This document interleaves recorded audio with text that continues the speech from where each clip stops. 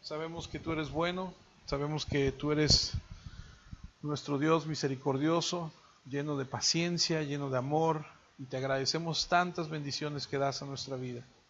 Te agradecemos, Señor, la vida que provees no solo para nosotros, también para la gente que amamos. Gracias por nuestra familia, gracias por nuestros cónyuges, por nuestros hijos, nuestros padres, nuestros hermanos. Gracias, Señor, por cada uno de ellos. Oramos, Dios, en este momento porque la bendición, como dice tu palabra, que enriquece, Señor, esté con nosotros. Te damos gracias porque aun a pesar de la circunstancia que vivimos y todo lo que está a nuestro alrededor, nuestros ojos no están puestos en eso. Como aprendimos la semana pasada, cuando Pablo está en esta situación con Silas, sus ojos no están puestos en las circunstancias, sus ojos están puestos en ti, Señor. Gracias porque no vemos, Señor, lo que es pasajero, lo que es lo material. Nosotros estamos aprendiendo a depositar nuestra mirada, nuestra confianza, nuestra fe en ti, en lo eterno, en lo que no vemos, en lo que estamos ciertos, en lo que estamos seguros, Señor, que es. Porque es más fuerte, Señor, lo espiritual que lo físico, porque lo físico tendrá un fin, se acabará, pero lo espiritual es eterno. Y en el nombre de nuestro Señor y nuestro Salvador, tu Hijo, quien derramó su sangre en una cruz para permitirnos este tiempo, este momento de estar en tu presencia, queremos pedirte que de ti, Señor, venga para nuestras vidas esa sabiduría que se requiere para vivir como tú quieres, para caminar, para actuar, hablar, pensar, reaccionar de la forma que tú mandas. Estamos en esta tierra, Señor, aprendiendo acerca de ti, nos estamos preparando para ir a tu encuentro, para pasar una eternidad contigo, y reconocemos que en este tiempo, en este lapso, en estos meses, años que tú nos permites estar en esta tu tierra, Señor, necesitamos aprender de ti, necesitamos aprender a ser humildes, a ser personas amorosas, pacientes, en otras palabras, a ser como tu Hijo Jesucristo. Enséñanos y ayúdanos.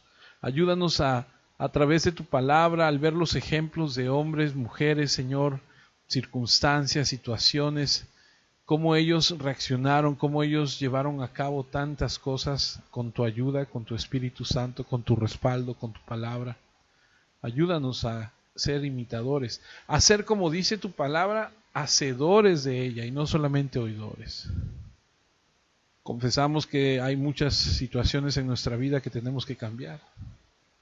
Confesamos delante de ti, Señor, que hay muchas reacciones, pensamientos, formas de hablar, formas de actuar, incluso todavía entre nosotros, que sabemos que no te agradan. Que si fueran expuestas, Señor, a la luz estaríamos avergonzados. Perdónanos, ayúdanos, capacítanos a través de tu palabra, límpianos, Señor, como dices en tu palabra. Y que cada día, Señor, que podamos estar vivos, podamos reflejar a Cristo y podamos ser como Él. Pero no solamente ser como Él, Señor, sino también predicarlo a Él. También, Señor, reflejarlo a Él a otros. En otras palabras, queremos ser usados por ti para la gloria de tu nombre. Por eso oramos en esta mañana que al estar juntos a través de este medio, Señor, podamos aprender. Y que eso que aprendamos lo podamos aplicar. Porque ¿de qué nos sirve escuchar si no hacemos? ¿De qué nos sirve, Señor, entender si no aplicamos? Ayúdanos a convertirnos en personas prudentes, sabias. Señor, y en este tiempo oramos por cada uno de nosotros. Yo oro por las familias de la iglesia, oro por desde el más grande hasta el más pequeño. Te pido por cada uno de nosotros, te pido que tu bendición esté con nosotros y que nos ayudes. Te agradezco, Señor, que eres bueno, justo, fiel, bondadoso. Te pido no solo por nuestra iglesia, Señor, sino también por la iglesia tuya en esta ciudad, por cada hermano, Señor, por cada pastor. Te pedimos, Señor, por el crecimiento de tu iglesia, porque tu iglesia sea una iglesia pura, una iglesia que refleje a Cristo, que deje a un lado, Señor, todas las situaciones que estorban para que podamos fluir en tu palabra, en obediencia, en glorificar tu nombre. Quita toda división, quita todo lo que estorbe. Ayúdanos. Y ayuda a nuestros amados hermanos y a nuestros amados pastores de otras iglesias a seguir adelante. Anímales y levántales y provee para ellos y sánalos y lo que haga falta, Señor, para que tu pueblo siga adelante, para que tu obra continúe, Padre amado. Gracias por este tiempo, gracias, Señor, por tu palabra, gracias porque nos podemos regocijar en ti. Hoy, Señor, te exaltamos, te adoramos, te damos muchas gracias porque, Señor, estamos con tu bendición, estamos bien. Y eso no necesariamente quiere decir que estemos bien a lo que los parámetros del mundo digan, sino estamos bien porque estamos bien contigo. Estamos en paz contigo, Señor. Gracias en Cristo Jesús. Bendito Padre, oramos por nuestro país, te pedimos por la paz de nuestro país, te pedimos por el gobierno federal, estatal, municipal, te pedimos que los cambios en el gobierno que tú tienes para esta ciudad, para este estado, para este país, como siempre lo has hecho, tú lo lleves, Señor, a un término como tú siempre lo has decidido. Y te pedimos por nuestros gobernantes, porque sea gente que te ame, que te busque, que te tema, que te honre, gente que desee, Señor, considerarte en esos planes. Ayúdanos, Señor, a vivir en paz. Y, Señor, estamos en tus benditas manos, Señor, y te agradecemos que tú tienes cuidado de nosotros. En Cristo Jesús, Señor, te damos gracias. Amén, Señor. Amén. Muy bien, amados hermanos, pues vamos a ir a la palabra. Espero que estén listos. ¿Cuántos de ustedes anotan? ¿Cuántos de ustedes que están ahí llevan algún registro de lo que vamos viendo? ¿Sí? Qué bueno. Me da gusto que anoten, me da gusto que lleven sus bosquejos, si es que es el caso.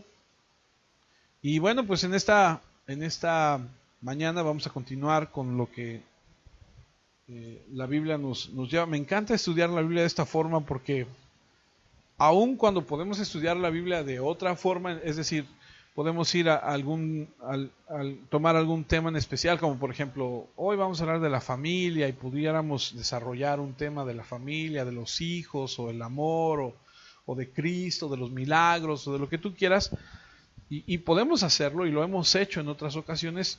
Me gusta mucho estudiar la Biblia de esta forma que la estudiamos porque vamos paso a paso y vamos descubriendo qué es lo que va sucediendo en la historia de la Biblia y en el desarrollo de este acontecimiento, que en este caso es el libro de los Hechos, ¿no?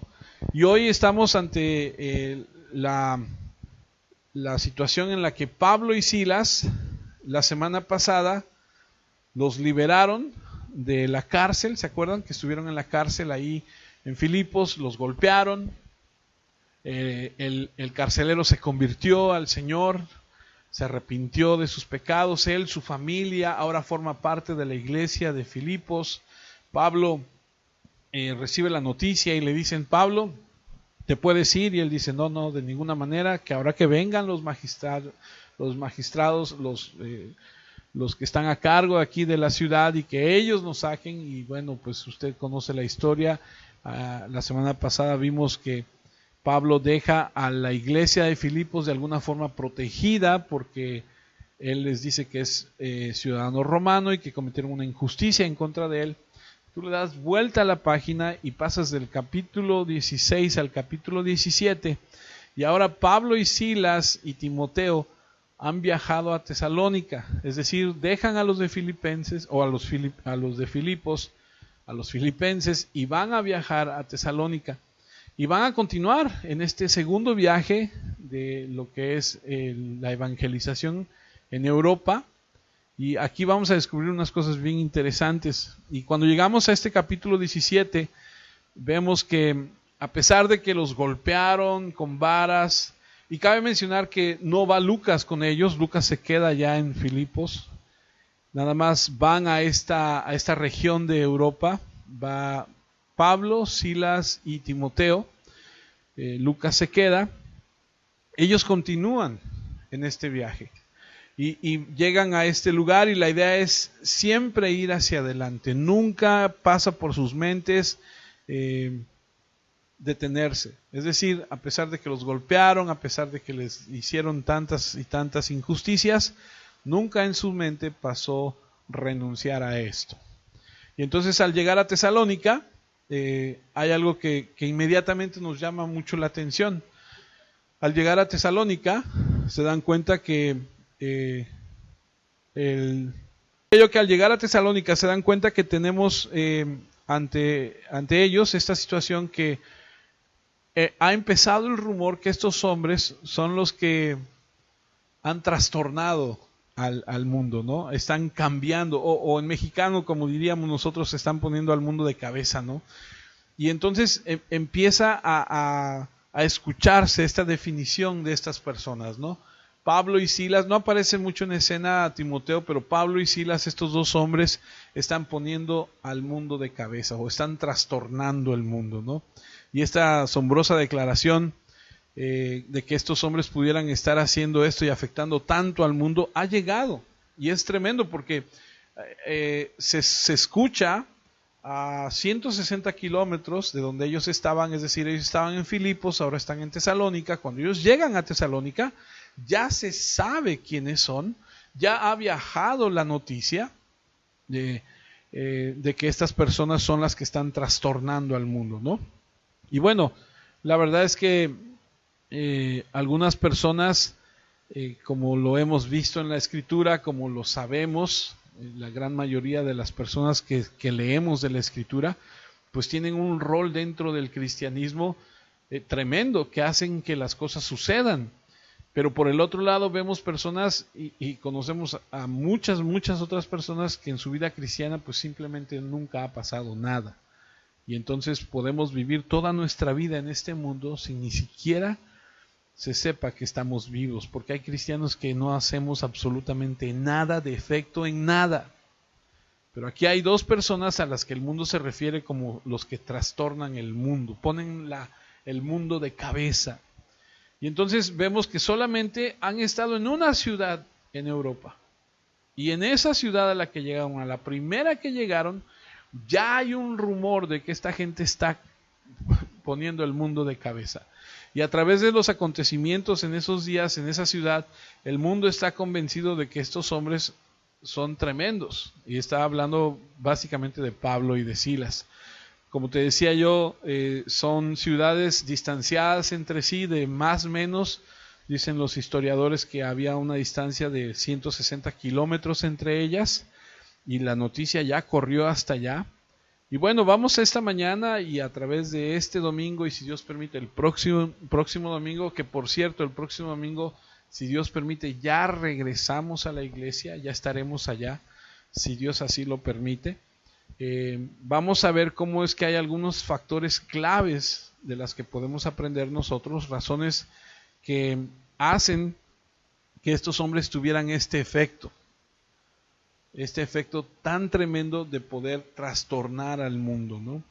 Y leía yo que hay hombres que no saben que están sucediendo las cosas, es decir, leía yo que alguna vez alguien dijo, hay personas que ven cómo suceden las cosas, hay personas que hacen que las cosas sucedan y hay personas que no saben lo que está sucediendo. Y me llamó mucho la atención porque cuando lees esto de que hay personas que ven cómo suceden las cosas y hay quienes hacen que sucedan, pero hay personas también que no saben lo que está sucediendo, me llamó la atención y yo dije, ¿y yo quién soy de esas tres categorías? ¿Qué clase de persona soy yo dentro de lo que se está diciendo ahí? Y creo que lo que vamos a aprender de Pablo y de Silas es que ellos eran los que provocaban que las cosas sucedieran, por supuesto. Como dice el autor de un libro que leí, que estos hombres donde pasaban temblaba la tierra, ¿no?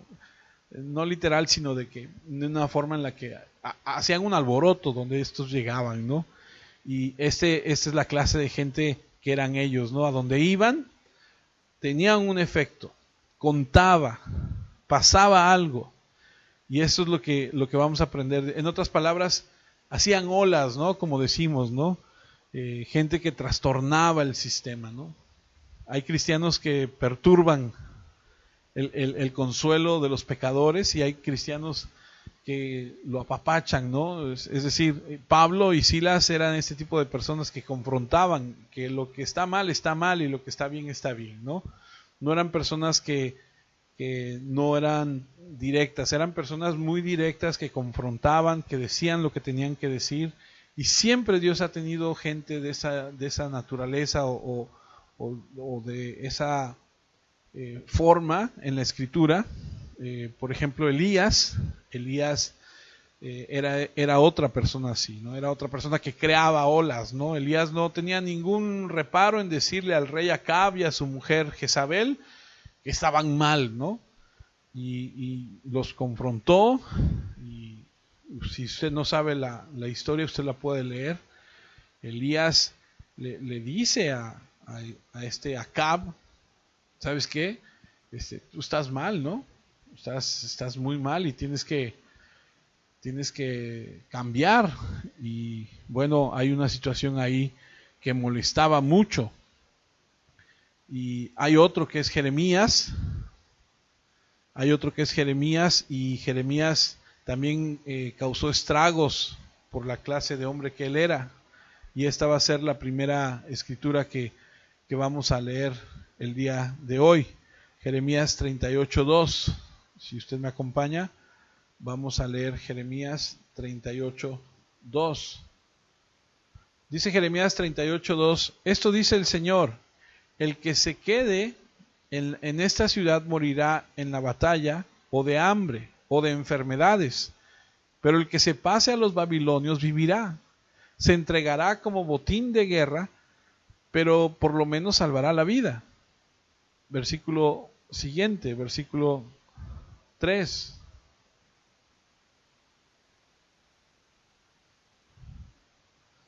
Esto dice el Señor: esta ciudad caerá en manos del ejército del rey de Babilonia y será capturada.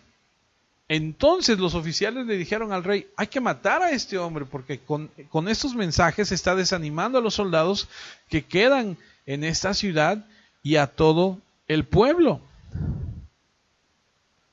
Así es como se refieren a este Jeremías. Perdón, déjeme regresar una aquí. Y entonces Jeremías era una persona que creaba olas, es decir, que confrontaba a la gente, que con lo que él decía incomodaba, perturbaba la complacencia de los que pecaban. Y otro era Amós 7:10, que fue la que, ahí está. Dice así: Amasías, el sacerdote de Betel, envió este mensaje a Jeroboam, rey de Israel.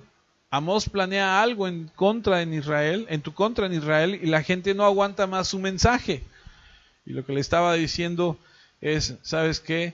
Este hombre siempre está diciendo cosas y la verdad es que ya no aguantamos su mensaje. Dios siempre ha tenido personas que causan este tipo de sentir, que confrontan el pecado, que enfrentan el sistema, que le van y le dicen a los pecadores lo que tienen que escuchar. Y aquí es lo que vemos en el libro de los Hechos, a este Pablo junto con otros hombres de la Escritura que se refieren a el sistema, al pecado, como debe referirse. Entonces, lo que aprendemos aquí es que Pablo no se amedrenta, no se espanta, no dice: híjole, ya nos metieron a la cárcel, ya nos golpearon, ya nos han apedreado, ya no lo vamos a hacer. No, Pablo sigue adelante, y la impresión que él da es que cada vez que él va a un lugar, él causa alboroto. Mira lo que pasa cuando él va de regreso a Jerusalén. En Hechos 21:28 dice: gritaban: israelitas, ayúdennos. Ese es el que está enseñando en todas partes contra nuestro pueblo, contra la ley y este lugar, y ahora ha traído a algunos griegos al área del templo, contaminando este lugar santo. Y él es acusado por este grupo de personas que están ahí de haber hecho algo que él no hizo, y está creando disturbios en todos lados a donde él va. A donde él va, la gente se levanta, gente lo abraza, gente abraza el mensaje, pero también hay gente que se levanta en contra de él, gente que no acepta lo que él dice, y eso es lo que está causando, ¿no? Y entonces podemos ver cómo la gente está dividida. En este caso, Pablo y Silas en alguna ocasión sufrieron el rechazo, los sacaron del templo, casi los iban a matar, y bueno, obviamente no lo matan en ese entonces, Dios no permite que termine su vida así, eso lo sabemos porque tiene que seguir adelante con lo que él tiene encomendado, pero siempre que llega a un lugar, siempre va a crear un caos. ¿Por qué? Por lo que decía. Ahora mantén esto en mente, es por lo que él decía.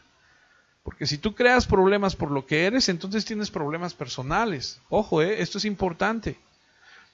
Si simplemente creas problemas, sales y te metes en todo tipo de problemas, bueno, entonces tal vez sea porque eres una persona ofensiva, pero ese no es el caso de Pablo, no es un problema de personalidad, no fue así.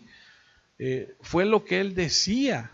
Dice Hechos 22, versículo 22, la gente dejó de escuchar cuando Pablo dijo estas últimas palabras. Entonces empezaron a gritar, acaben con él, un tipo de esos no debe vivir.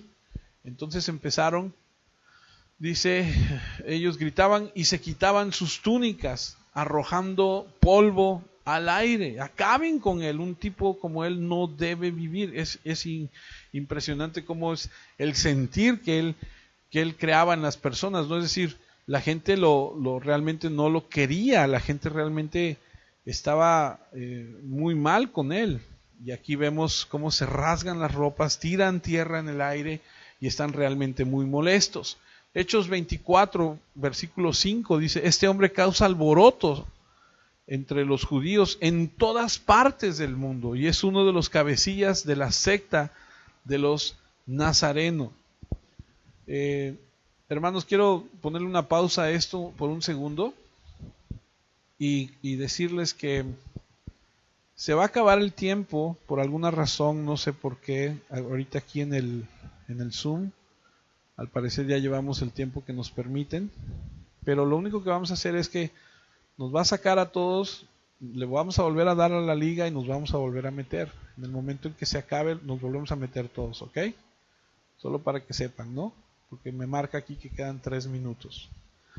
Y entonces estamos aquí viendo cómo es que dice que en todas partes del mundo este hombre causa alboroto. Hechos 28, 22 dice, pero queremos escuchar tus ideas porque sabemos que en todas partes se habla en contra de esta secta. Entonces es por lo que él está hablando. Él había recorrido muchos lugares y a donde él iba, hablaba de Jesús, hablaba de esta nueva forma de vivir. ¿Y cuál es la diferencia? ¿Qué es lo que hace Elías? ¿Qué es lo que hace Jeremías, Amós, Pablo? A lo que no hace una persona, vamos a ponerlo así, a un don nadie, un cristiano que simplemente nunca llega a nada. Está ahí, pero no le importa a nadie. Nadie lo conoce, nadie sabe. Bueno, déjame ponerlo de esta forma. ¿Por qué nos hemos olvidado 10,000 veces de 10,000 misioneros? ¿Y por qué podemos recordar vagamente a lo mejor a personas como Livingstone, como Hudson, como Wesley, Lutero, Calvino, Edwards, Spurgeon, Moody, para aquellos que conocemos un poquito más de este tipo de personas que predicaron en el pasado? Pues por su mensaje, por su pasión, por lo que hicieron, por lo que se atrevieron a hacer. Y entonces lo que vemos aquí es que son realmente hombres que sacuden al mundo, hombres que se levantan y hacen algo en el nombre de Jesús. Y aquí vemos en el capítulo 17 que está Pablo y está Silas, y estos hombres son personas que tienen muy clara cuál es el propósito de su vida. Vienen de ser golpeados, vienen de estar en la cárcel y vienen a la siguiente ciudad y no les interesa lo que les ha pasado, lo único que les interesa es tenemos que seguir adelante. Y la verdad es que no nos interesa, y lo voy a decir con mucho respeto, no nos interesa mucho el estudiar la porción de la Escritura de que van de Filipos a Tesalónica y que van a pasar por esta ciudad y que van a pasar por la otra, sino nos interesa saber por qué lo hacen, cuáles fueron los principios en su ministerio que hicieran lo que están haciendo, es decir, cómo lo hacen, por qué lo hacen, es lo que nos interesa conocer. Ok. Y bueno, lo que nos interesa realmente es saber los principios en el ministerio de estos hombres. Y hay 5 cosas que queremos aprender acerca de cómo estos hombres hicieron para sacudir al mundo. ¿Por qué es tan importante aprender acerca de todo esto? No es que aparezcan como tal en las escrituras de que número 1, número 2, etcétera, sino son principios que están implícitos dentro de este segmento de la escritura. ¿Por qué es tan importante? Bueno, porque hemos sido llamados a predicar el evangelio, tenemos que aprender lo que estos hombres han hecho, cómo es que lo hicieron, y es que es por eso que es tan importante. 5 cosas que hicieron estos hombres que sacudieron al mundo. Tuvieron coraje, tenían un contenido, eran conversos, enfrentaron el conflicto y trataron con la preocupación. ¿Ok? Entonces, son cosas que tenemos que aprender nosotros. Ahora, vamos a ver dentro de este contexto que vamos a estar estudiando, lo que ellos están haciendo o van a hacer en Tesalónica, pero también en Berea. Aparentemente son 2 fragmentos diferentes de la escritura, es decir, son 2 ciudades distintas, sí, pero vamos a estudiarlo como un conjunto. Y entonces eso nos va a llevar a entender los primeros versículos y vamos a ver, no vamos a poder terminarlo esta semana, pero vamos a estudiar cuáles son esos principios espirituales que hicieron que estos hombres realmente pusieran al mundo de cabeza. Hablaremos de 2 pueblos, 2 ciudades, Tesalónica, de Berea, y vamos a ver hasta el versículo 15. No vamos a acabar hoy, pero vamos a empezar. Vamos a hablar de Tesalónica, que era una gran ciudad en aquel momento. Me llama la atención porque Tesalónica era más o menos una ciudad como de las dimensiones de la nuestra, unos 200,000 habitantes, una capital ahí en Macedonia, un puerto importante. Se dice que ahí había o estaba en aquel entonces esa carretera tan famosa o ese camino tan famoso por donde pasaban todos los ejércitos de camino a Roma o de camino hacia otros lugares del mundo.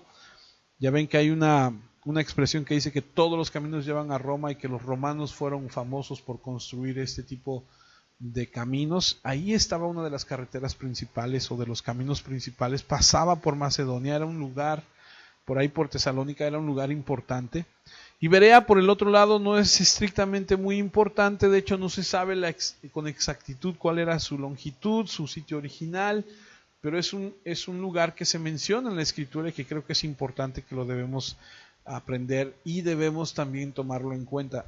Recuerden esto, los de Berea eran personas que tenían hambre de Dios y que confirmaban cada palabra de Pablo que él decía, iban y estudiaban. Si algo se te ha de quedar de los de Berea, que sea eso, que eran personas que no se tomaban la enseñanza a la ligera, y eso lo vamos a ver en un momento o tal vez la próxima semana. Y así vemos que están estas 2 ciudades con las características y nos ilustran con una dosis doble de los cuales de cuáles son los principios que hacen que un hombre cambie al mundo. Y el primero de ellos es el coraje. Ahora, cuando hablo de coraje, ojalá me entiendan, no estoy hablando de enojo, ¿no? Sino más bien de valentía, de garra. Mira lo que dice Hechos 20:22. Dice Hechos 20:22, pero ahora debo obedecer al Espíritu e ir a Jerusalén.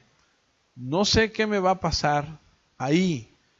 Lo único que sé es que el Espíritu Santo me dice en cada ciudad que en Jerusalén me esperan sufrimientos y hasta la cárcel.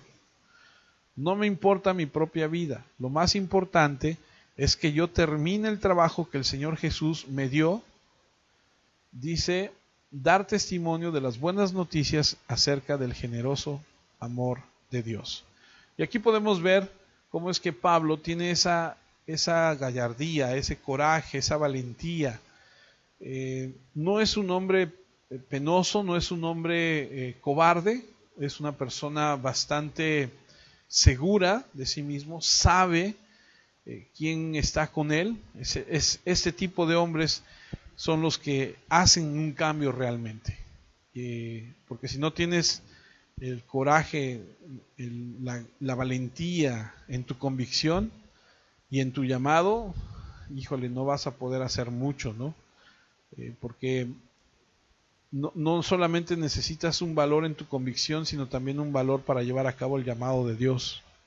Son las personas valientes las que marcan la diferencia. Hechos 17:1 dice, después de que Pablo y Silas, y aquí es a donde entramos ya a nuestro estudio, después de la larga introducción y de la interrupción, después de que Pablo y Silas viajaron por las ciudades de Anfípolis y Apolonia, llegaron a Tesalónica, donde había una sinagoga judía. Ahora quiero mencionar, y vale la pena, entre estas ciudades, Anfípolis, Apolonia y Tesalónica, hay cierta cantidad de kilómetros. Estaba yo estudiando que al parecer entre una y otra había más o menos 52 y entre otras 48. El punto es que hay un tramo bastante considerable de espacio entre una y otra. ¿Y por qué le menciono esto? Solo es como un dato curioso e histórico de algunos comentaristas bíblicos. Dicen que Pablo no podría haber viajado un solo día esa distancia, lo que nos lleva a pensar que Pablo pudiese haber en aquel momento alquilado algunos caballos, pudo haberse quedado en estas ciudades, pero era muy probable que viajaran en caballo. No lo puedo asegurar, solamente quiero ponerlo como un dato ahí curioso, o si tú quieres histórico, porque de repente leemos que dice, después de que Pablo y Silas viajaron por las ciudades de Anfípolis y Apolonia, llegaron a Tesalónica, y se nos figura como que agarraron el ADO y se fueron y llegaron en 2 horas. No fue así. Usted sabe que son otros tiempos donde no había transporte tan fácilmente, había que caminar, no había tal vez carreteras pues hechas tal cual, o sea, caminos, veredas, no sé, y lo leemos muy fácil, pero el llegar a Tesalónica tal vez costó un poco, ¿no? Tal vez no fue tan fácil o tan rápido. Y entonces terminaron, como les dije al principio, en Filipos, se fueron, y lo que llama mucho la atención es que a partir de que ellos salen de Filipos, tienen en su mente y en su corazón seguir adelante. Llegan a Tesalónica, y lo que me llama mucho la atención es que llegan a buscar la sinagoga judía. Ahora, esto es algo que la verdad nos deja ver el coraje, la valentía, la determinación que tienen estos hombres. A donde quiera que iban, ¿a dónde iban primero? Lo hemos aprendido ya. ¿Qué era lo primero que buscaban? La sinagoga judía. ¿Por qué? Porque ahí era donde tenían que empezar su ministerio, porque predicaban a los que escuchaban, a los que sabían de qué hablaban. No podían ir con los gentiles, porque si después querían ir con los judíos no aceptarían nada de los gentiles. Tenían que ganar a los judíos primero. Ganando a los judíos, los mismos judíos podían compartirle a los gentiles para que vinieran a los pies del Señor. Y entonces llegaban a la sinagoga, y ¿qué provocaban? Provocaban una división. ¿Por qué? Porque algunos aceptaban y otros no aceptaban. Y entonces, ¿qué sucedía? Empezaba una persecución, y lo hemos visto una y otra vez. Mira, vamos a Hechos 13, esto ya lo estudiamos, Hechos 13:44, al día siguiente del día de descanso, Casi toda la gente de la ciudad vino a escuchar la palabra del Señor. Cuando los judíos vieron a todos ahí, se llenaron de envidia, insultaban a Pablo y se oponían a lo que él decía. Pero los judíos incitaron a algunas de las mujeres religiosas más importantes y a las autoridades de la ciudad para que se pusieran en contra de Pablo y Bernabé. Aquí todavía estaba Bernabé con él, es el primer viaje. Los maltrataron, dice, y echaron fuera de la ciudad. Otro acontecimiento en Hechos 14:1. Como habían hecho antes, Pablo y Bernabé fueron a la ciudad de Iconio y entraron en la sinagoga judía como lo habían hecho en las demás ciudades. Hablaron tan bien que muchos judíos y griegos, dice, creyeron. Pero algunos judíos no creyeron e hicieron que los que no eran judíos pensaran mal, dice aquí, de los hermanos. Otro acontecimiento, algunos judíos, dice, sus autoridades y otros que no eran judíos trataron de hacerle daño y apedrear a Pablo y a Bernabé. Dice que cuando Pablo y Bernabé se enteraron de esto, se escaparon a las ciudades licaónicas de Listra y Derbe y sus alrededores. Y luego otro acontecimiento. Entonces unos judíos vinieron de Antioquía e Iconio y convencieron a la gente para que se pusieran en contra de Pablo. Ellos lo apedrearon, lo arrastraron fuera de la ciudad y lo dejaron allí creyéndolo muerto. Y entonces vemos que siempre los judíos perseguían a Pablo por causa de su ministerio. Y ahora está Pablo llegando a Tesalónica y lo primero que hace es buscar un templo, buscar una sinagoga. Pareciera como si fuera necio, ¿no? Pareciera como si no entendiera, pero la verdad es que lo tiene muy claro. Y dice Hechos 17:2, Pablo fue a la sinagoga para ver a los judíos como era su costumbre. Y durante 3 sábados Pablo discutió con ellos acerca de las Escrituras. ¿A quién fue? A los judíos. Eso es ser valiente, porque a donde quiera que ha ido, ha causado problemas, ha tenido problemas. Y como te dije, acaba de superar una terrible experiencia, una agonía bastante fuerte allá en Filipos. La semana pasada lo vimos, estuvieron golpeados, amenazados en la cárcel, con un futuro incierto por un momento, en el sentido de que pues estaban en la cárcel y no sabían qué iba a pasar, pero todo se cambia cuando ellos oran, cuando cantan y viene el terremoto y ahora han sido liberados y ahora están en camino a Tesalónica, llegan a Tesalónica, buscan a la sinagoga, están ahí durante 3 sábados, o sea, parecen hasta necios, o sea, dices, qué bárbaros, pero la verdad es que tienen un coraje impresionante, tienen una valentía que es hasta rara, y entonces podemos darnos cuenta que esta gente va en serio, porque tenían un llamado de parte de Dios en sus vidas, y Dios los llama a hacer eso, para tener este efecto en el mundo. Mira lo que dice Romanos 1:16. Pues no siento vergüenza de la buena noticia acerca de Cristo, porque es el poder de Dios, porque es el poder que Dios usa para salvarnos a todos los que creen en Él. Se anunció primero a los judíos, pero ahora también se anuncia a los que no son judíos. No me avergüenzo de la buena noticia acerca de Cristo, porque es el poder que Dios usa para salvar a todos los que creen en Él. No se avergonzaba. Su prioridad, su meta, era ir a los de Israel. Romanos 10:1 dice, hermanos, mi mayor deseo y mi oración es que Dios salve a todos los judíos. Y ahí está, haciendo todo lo posible, trabajando en la obra, llevando el mensaje, y es lo que está consiguiendo.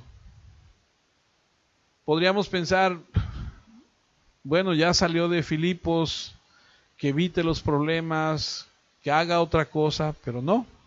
Él amaba a Israel, él amaba el llamado que Dios tenía para su vida, tenía un espíritu de obediencia y fue guiado a la sinagoga, entró ahí como era su costumbre, como leímos, y nunca pensó en el dolor, nunca pensó en qué va a suceder, él simplemente obedeció.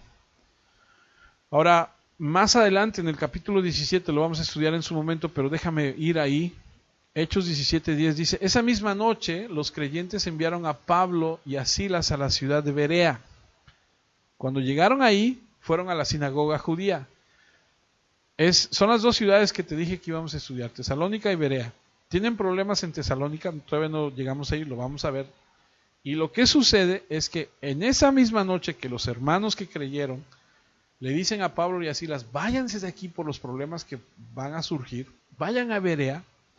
Esa misma noche que ellos llegan directamente a la sinagoga judía. O sea, no es de que, híjoles, yo creo que la estamos haciendo mal, mejor ya no vamos a seguirle. No, ellos continúan. Y entonces vamos a ver cómo estos hombres tienen esa determinación, ese coraje, esa valentía, y es lo que se necesita para poder hacer algo en el ministerio, ¿no? Tal vez ya se les olvidó que los apedrearon allá en Listra, que fue algo horrible cuando los dejaron allá afuera de la ciudad, dados por muertos, y los arrojaron ahí en el basurero. ¿Qué fue lo que sucedió? De repente se levanta Pablo, se sacude el polvo y huye a las montañas. No huye a las montañas, se sacude el polvo y regresa a la ciudad. Tenía esa convicción, tenía ese valor. Ahora, ¿cómo llegas a tener esa valentía? Porque es importante. O sea, ¿cómo es que Pablo llega a tener ese arrojo, esa garra, ¿no? Bueno, hay tres pasos para tener este tipo de valentía. Tres cosas, ¿no? El paso número 1 es confía en Dios. Dice Efesios 6:10, finalmente confíen en el gran poder del Señor para fortalecerse. Si tú quieres tener este tipo de valentía, tienes que aprender a confiar en el gran poder de Dios. Y entonces lo que debes hacer es que cuando tengas este tipo de problemas, o cualquier tipo de problema viniendo a ti, toda persecución, todo lo que se levante contra ti, tienes que concentrarte en el Señor.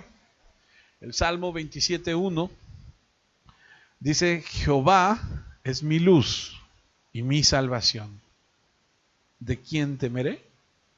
Jehová es la fortaleza de mi vida. ¿De quién he de atemorizarme? Cuando se juntaron contra mí los malignos, mis angustiadores y mis enemigos para comer mis carnes, ellos tropezaron y cayeron. Y luego el versículo 3 dice, aunque un ejército acampe contra mí, no temerá mi corazón. Aunque contra mí se levante guerra, dice, yo estaré confiado. ¡Wow! ¿Qué clase de salmo es este Salmo 27? David, en todos los problemas, en todo el tiempo que él tuvo, aquí él declara y dice, yo estaré confiado. El Señor es mi salvación. ¿A quién he de temerle? ¡Wow! Mientras el creyente realmente ponga su confianza en Dios, no tiene absolutamente nada de qué temer. Ahora, la cosa es, ¿crees esto? Porque es más fácil decirlo que hacerlo. El Salmo 27, en el versículo 13 dice, hubiera yo desmayado si no creyese que veré la bondad de Jehová en la tierra de los vivientes. Saldrás mal, escucha, saldrás mal en cada situación de estrés si no confías en Dios.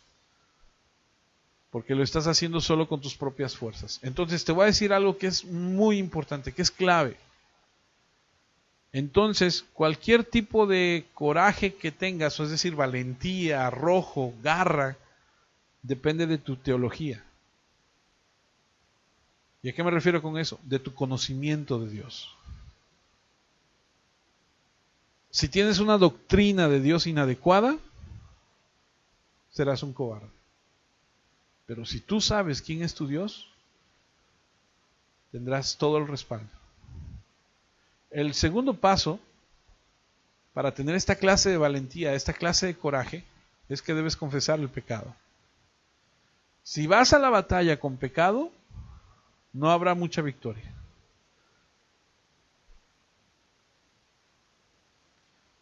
Si vas a ser un recipiente de honra, debes ser puro.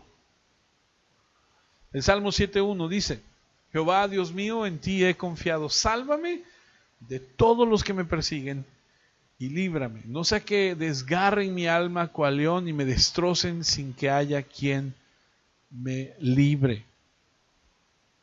Luego dice el Salmo 3, el versículo 3: Jehová, Dios mío, si yo he hecho esto, si hay en mí, en mis manos iniquidad, si he dado mal pago al que estaba en paz conmigo, antes he libertado al que sin causa era mi enemigo, persiga al enemigo mi alma y alcáncela. Huella en tierra mi vida y mi honra ponga en el polvo. ¿Qué está diciendo David? Está diciendo: si hay pecado en mi vida, Señor, si algo he hecho mal, pues entonces merezco lo que venga.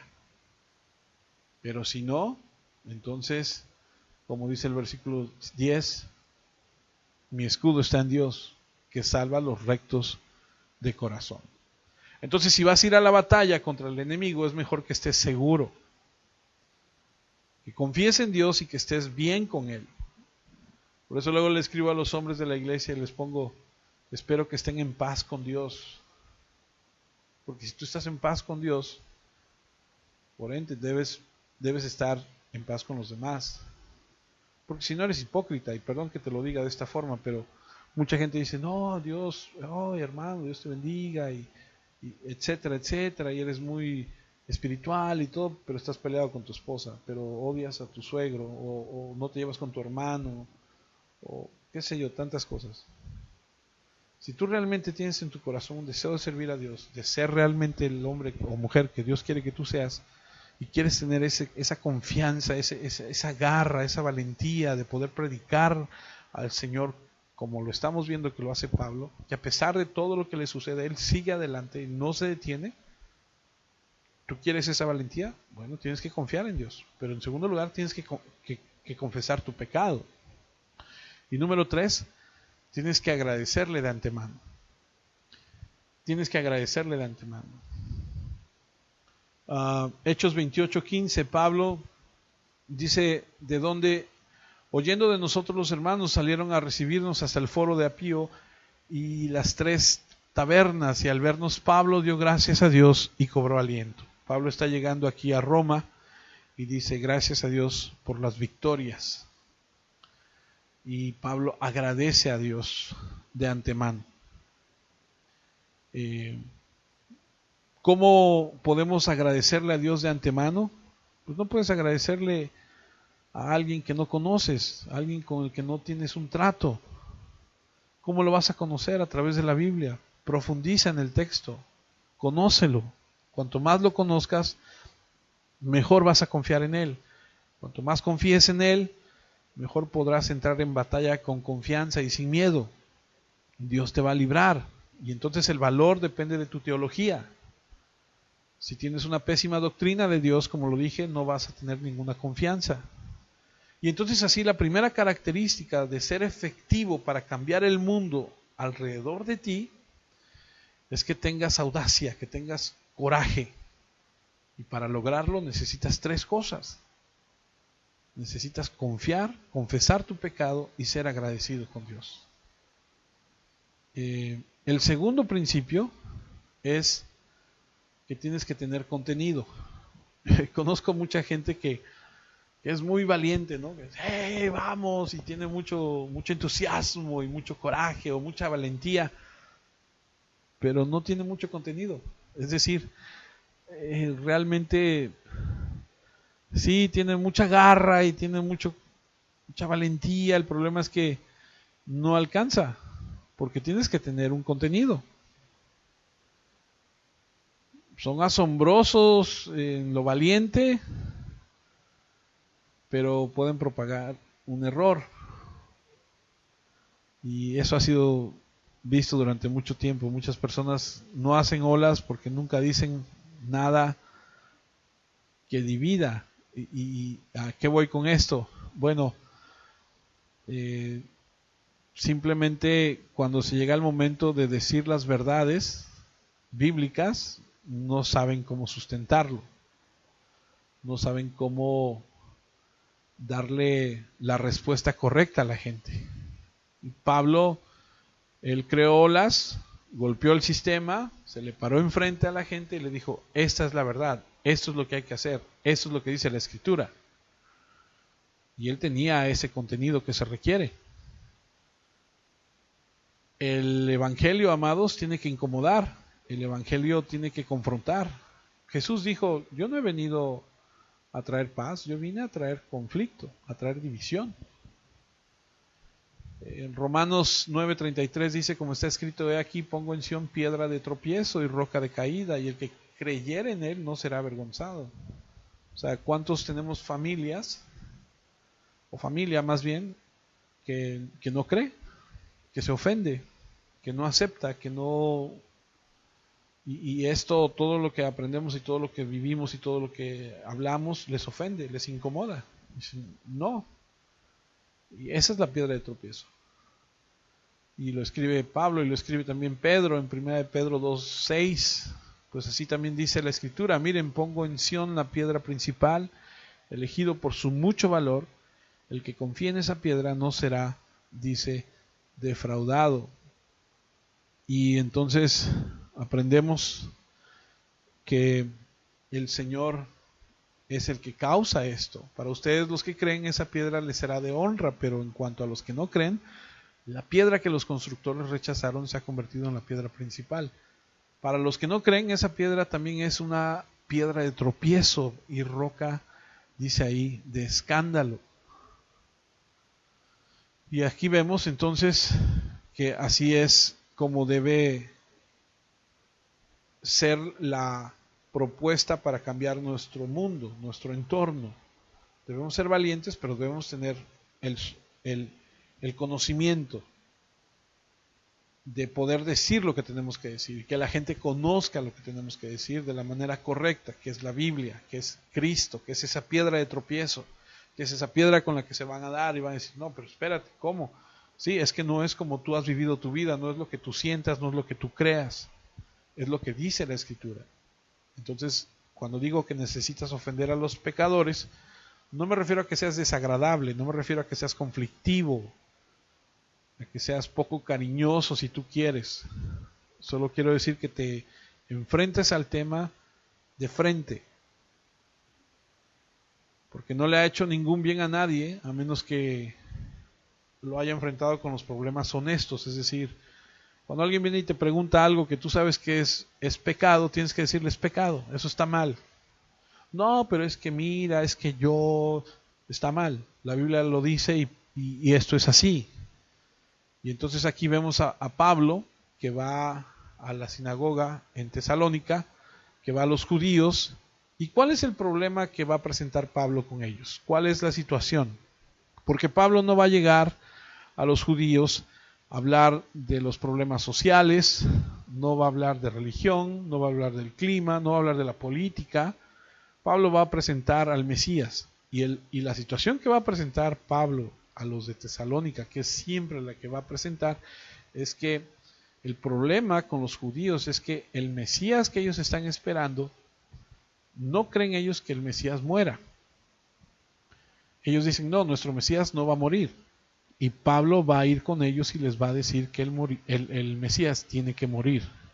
Hechos 17, versículo 2, dice lo siguiente: Pablo fue a la sinagoga para ver a los judíos como era su costumbre. Durante 3 sábados, Pablo discutió con ellos acerca de las Escrituras. Ahora, quiero llamar tu atención aquí que cuando dice que él discutió, él permitió preguntas, diálogo, y este tipo sabía de lo que hablaba. Entonces, no es una discusión. Bueno, cuando dice discusión se refiere a que hay yo digo, tú me contestas, yo te pregunto, yo te cuestiono, etcétera. O sea, no fue un sermón, no fue lo dio y se fue. No, él dio pausa a que pudieran hacer este tipo de preguntas. Ahora, así deberíamos de ser nosotros, deberíamos ser capaces de presentar. Por eso te digo que tenemos que tener contenido, por eso te digo que debes aprender la Escritura, por eso te digo que debes prepararte, para que cuando tú des el contenido de tu fe, tú sepas qué hacer, tú sepas qué responder. El cristianismo debe defenderse en ese sentido, porque nunca es el cristianismo o la fe cristiana, nunca debe basarse en un emocionalismo, porque las personas que alguna vez se salvan son personas que creen en sus mentes los verdaderos hechos de los evangelios, porque la salvación primeramente es mental, no es emocional, es mental. Tú lo comprendes aquí. Claro que hay una emoción, por supuesto que sí, pero primero lo tienes que entender. Debes percibir la verdad. Y sí hay una emoción, pero no debe ser así solamente. No querrás que alguien se mezcle emocionalmente con la salvación. Quieres que su mente esté clara para que pueda comprender con sinceridad todos los hechos. Y entonces Pablo usa la razón, los persuade en sus propias mentes, y lo que Pablo va a hacer es que va a defender el evangelio y lo va a presentar, y va a haber una respuesta, por supuesto. Aquí en el versículo 2 lo vemos, dice: Pablo discute con ellos acerca de las escrituras. ¿Y cómo lo discute si no hay Nuevo Testamento? Apenas se va a escribir, apenas se está escribiendo. Bueno, es muy sencillo. Él enseñó el Antiguo Testamento. Él abrió el Antiguo Testamento y expuso del Antiguo Testamento. ¿Y qué expuso? Expuso lo que dice el Antiguo Testamento de ese Mesías. Y tal vez habló de Isaías 53, y habló de cómo fue como una oveja que era llevado al matadero, como un cordero que enmudeció. Tal vez habló del Salmo 22 y les dijo lo que dice ahí: Elí, Elí, lama sabactani, lo que dijo Jesús en la cruz: Dios mío, ¿por qué me has desamparado? Tal vez habló de lo que hicieron los soldados romanos, que echaron suerte sobre su manto, que no quebraron sus huesos, que fueron traspasadas sus manos. Los llevó por el Antiguo Testamento y les presentó todo esto, y que el Mesías debía morir. Pero también pudo haber hablado de que era necesario que se levantara, el Salmo 16, versículos 8 al 11, a donde dice que no va a permitir que su santo vea corrupción, no lo va a dejar entre los muertos, que es el mismo pasaje, que es la misma predicación que usa Pedro en Pentecostés. Y es lo que está presentando. Tiene argumentos, tiene contenido, y es a lo que voy cuando te digo que debemos ser ese tipo de personas, así nosotros. Y continúo. Hechos 17, versículo 3, les explicó que las escrituras demostraban que el Mesías tenía que morir y después resucitar. Les decía: el Mesías es este Jesús del que les hablo. Y ahí es a donde les presenta que ese Jesús del que él predica es el del que se habló en el Antiguo Testamento.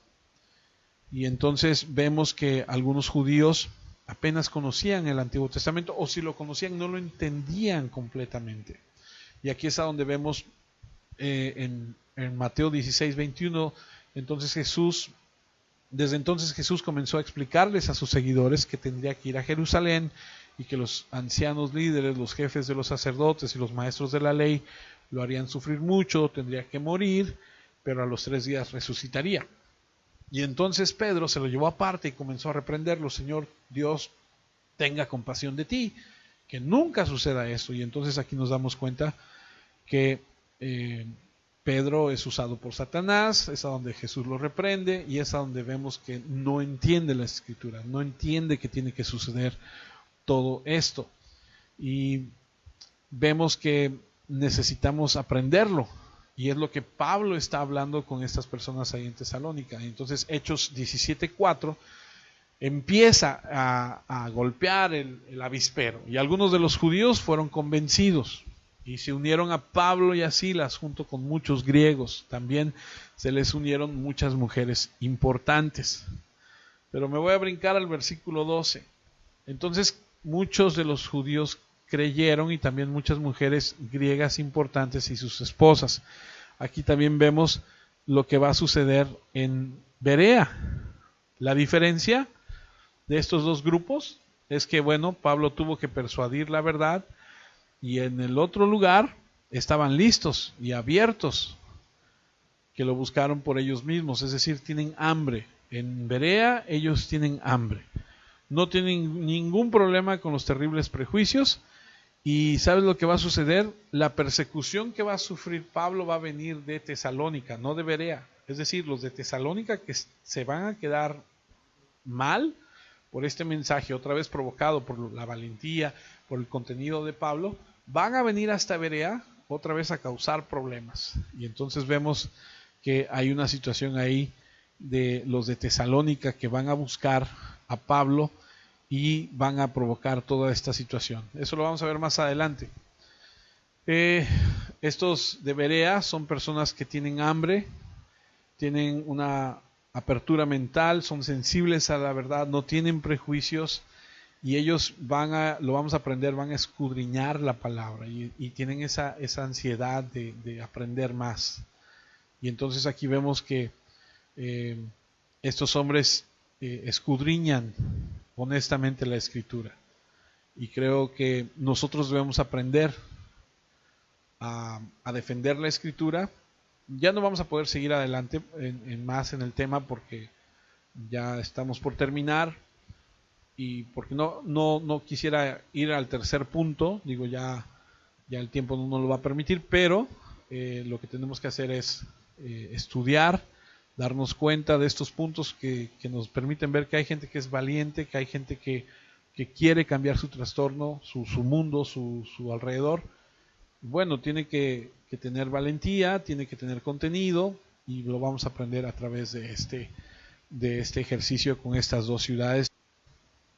Pues les decía, la verdad es que nos falta todavía algunos puntos acerca de este tema tan interesante, de poder hacer un cambio real en este mundo, porque la verdad es que nuestro cristianismo no puede ser que lo llevemos solamente con una vez a la semana en la iglesia, tal vez dos en algunos casos, o en algún momento como lo hemos hecho. Tenemos que tener en nuestra vida el deseo de compartir a Cristo, de ser útiles para Cristo. Y para poder crecer en Él y para poder compartir lo que Él tiene para nuestras vidas, debemos aprender lo que Él quiere.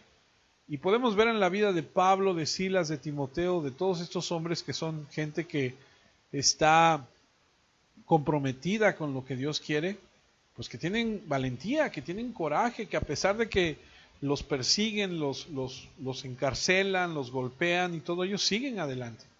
Pero no nada más tienen ese coraje, que para poder tenerlo tienes que tener confianza en Dios, tienes que estar libre de pecado, tienes que ser agradecido, tienes que tener tu teología bien puesta, tienes que conocer lo que dice la Escritura, porque ese es el segundo punto también. Tienes que tener un contenido para poder hablarle a la gente, porque cuando muchas veces le predicas a las personas, la gente te va a preguntar, la gente te va a decir, ¿y por qué de esto? ¿Y por qué aquello? ¿O por qué no esto?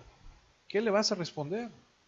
Tienes que aprender lo que dice la Escritura, porque cuando aprendas la Escritura, puedes dar un argumento a tu fe, como dice Pedro. Y creo que es importante hacerlo. Entonces, espero que esta primera introducción a este tema sea de utilidad a todos y a cada uno de nosotros y que nos ayude a despertar en nosotros el deseo de predicar a Cristo de la manera que tenemos que hacerlo. Estoy seguro que la palabra de Dios, porque ella misma lo dice así, pues no regresa vacía y hace algo en nuestra vida. Y ojalá que no nos descartemos, ¿verdad? Nosotros mismos no digamos, no, pues yo ya no, a mí no se me da, yo no sé hablar. No, todos podemos hablarle de Cristo a nuestra familia, a nuestros vecinos, a nuestros compañeros en el trabajo, a cualquier persona. Y oro a Dios para que nos ponga la oportunidad de hacerlo, que podamos hacerlo en el momento que tengamos que hacerlo. Y tú no sabes por qué razón estás donde estás o irás a donde tengas que ir.